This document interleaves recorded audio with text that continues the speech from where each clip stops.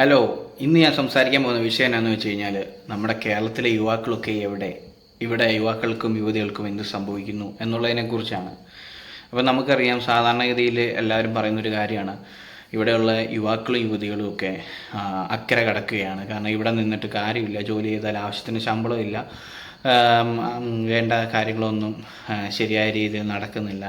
നമ്മളിവിടെ ജോലി ചെയ്താൽ ഇവിടെ ജോലി ചെയ്താൽ അതിനൊരു വിലയില്ല, അപ്പോൾ അതുകൊണ്ട് വിദേശത്തേക്ക് കടക്കുന്നു എന്നുള്ള കാര്യങ്ങളൊക്കെയാണ് എല്ലാവരും ചർച്ച ചെയ്യുന്നത്. പക്ഷേ ഇതല്ലാതെ വേറൊരു സംഭവമുണ്ട്. എന്നാന്ന് വെച്ച് കഴിഞ്ഞാൽ, നമ്മൾ ദിവസവും പത്രമാധ്യമങ്ങൾ എടുത്തു കഴിയുമ്പോൾ നമുക്കറിയാം, കേരളത്തിലെ ഒരുപാട് യുവാക്കൾ അപകടങ്ങളിൽ ജീവൻ നഷ്ടപ്പെടുന്നതായിട്ട് നമ്മൾ കാണുന്നുണ്ട്. ഒരുപാട് യുവാക്കൾ ബൈക്ക് അപകടം, അതുപോലെ മറ്റുള്ള അപകടങ്ങൾ, ലഹരി മരുന്നിൻ്റെ ഉപയോഗം മൂലം ഉണ്ടാകുന്ന അപകടങ്ങൾ, അങ്ങനെയുള്ള കാര്യങ്ങളിലെല്ലാം പെട്ട് ഒരുപാട് പേരുടെ ജീവൻ നഷ്ടപ്പെടുന്നതായിട്ട് കാണുന്നുണ്ട്.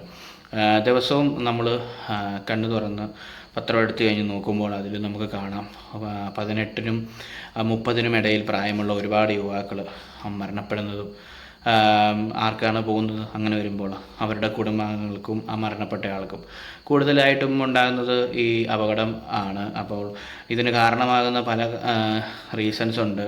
ഒന്ന്, ലഹരി മരുന്ന് ഉപയോഗിച്ച് അല്ലെങ്കിൽ മദ്യം ഉപയോഗിച്ചതിന് ശേഷം വണ്ടി ഓടിച്ച് പോകുന്നത് കൊണ്ടും, പിന്നെ രണ്ടാമത്തെ ഒരു കാര്യം എന്ന് വെച്ച് കഴിഞ്ഞാൽ ബൈക്ക് ഓടിക്കാനുള്ളൊരു ത്രില്ല്, അങ്ങനെയുള്ള കാര്യങ്ങൾ. പലരും ഇപ്പോൾ അപകടം ഉണ്ടാക്കുന്ന റീൽസ് ചെയ്യാനും അല്ലെങ്കിൽ ഇൻസ്റ്റഗ്രാമിൽ ഫോളോവേഴ്സിനൊക്കെ കൂട്ടാനും ഒക്കെ ആയിട്ടാണ് ഈ പറയുന്ന പോലെ ബൈക്ക് യൂസ് ചെയ്യുന്നതും ബൈക്ക് സ്റ്റണ്ടിങ് നടത്തുന്നതും പൊതു വഴിയിൽ ആൾക്കാർക്ക് അപകടമായ രീതിയിൽ വണ്ടി ഓടിക്കുന്നതും അങ്ങനെയുള്ള കാര്യങ്ങൾ. ഇപ്പോൾ നമുക്കറിയാവുന്ന പോലെ കുറേ കുട്ടികൾ ഈ പറയുന്ന പോലെ ബൈക്കിൽ സ്റ്റണ്ട് ചെയ്യുകയും അതുമൂലം അപകടം ഉണ്ടാകും. പിന്നെ ഒരുപാട് സ്പീഡൊക്കെ എടുത്ത് വണ്ടി ഓടിച്ച് എന്തോ അത് കാണിച്ച് മറ്റുള്ളവരുടെ അടുത്ത് കാണിച്ച് എന്തോ അത് വലിയ മേന്മയാണെന്ന് കാണിക്കാനും മറ്റുമൊക്കെ ആയിട്ട് ചെയ്യുന്നതാണ്. പക്ഷേ ഈ പറയുന്ന പോലെ പലരും ആദ്യമൊക്കെ കുറേ ഇങ്ങനെ കാണിച്ച് റീച്ചൊക്കെ ഉണ്ടാക്കുകയും പിന്നീട് ഈ പറയുന്ന പോലെ ഏതെങ്കിലും ഒരു അവസരത്തിൽ ഒരു അപകടത്തിൽപ്പെട്ട് ബൈക്കും കാണത്തില്ല, ആളും കാണത്തില്ല. ഇതിപ്പോൾ ബൈക്കിൻ്റെ കാര്യം മാത്രമല്ല, കാറാണെങ്കിലും അവസ്ഥ ഇതാണ്. ആവശ്യമില്ലാതെ കുറേ അപകടങ്ങളുണ്ടാക്കി കുറേ യുവാക്കൾ മരിച്ചു പോകുന്നതായിട്ട് കാണുന്നുണ്ട്.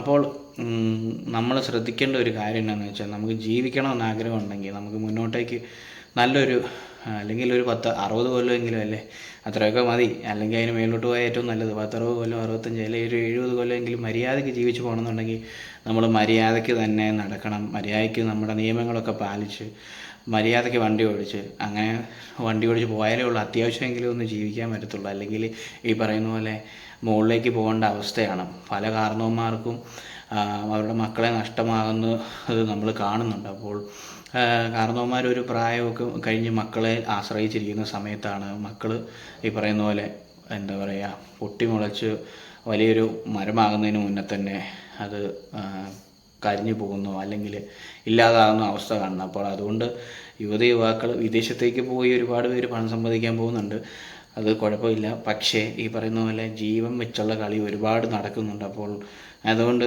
ജീവിതമാണ്, ജീവൻ കളയാതെ വണ്ടിയൊക്കെ ഓടിക്കുമ്പോൾ അല്ലെങ്കിൽ അപകടകരമായ പല അവസ്ഥകളിലും നമ്മൾ മനസ്സിലാക്കിയിട്ടുണ്ടെങ്കിൽ, അങ്ങനെയുള്ള കാര്യങ്ങൾ ചെയ്താൽ, ഇങ്ങനെ ചെയ്താൽ അപകടമുണ്ടെന്ന് മനസ്സിലാക്കുകയാണെങ്കിൽ അങ്ങനെയുള്ള പല കാര്യങ്ങൾ, അപകടമുള്ള പല കാര്യങ്ങളും ഒഴിവാക്കുക.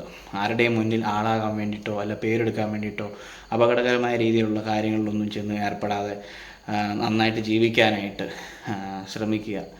നമുക്ക് യുവാക്കന്മാർക്കെന്നൊക്കെ പറഞ്ഞു കഴിഞ്ഞാൽ അവരെ ആശ്രയിച്ചിരിക്കുന്ന ഒരുപാട് കാരണവന്മാരുണ്ട്, അപ്പനും അമ്മയൊക്കെ ഉണ്ട്. അങ്ങനെയുള്ളവർക്ക് അത്താണിയാകേണ്ടവർ നേരത്തെ തന്നെ പോയി കഴിഞ്ഞ് കഴിഞ്ഞാൽ അവർക്ക് ആരാണുള്ളത്?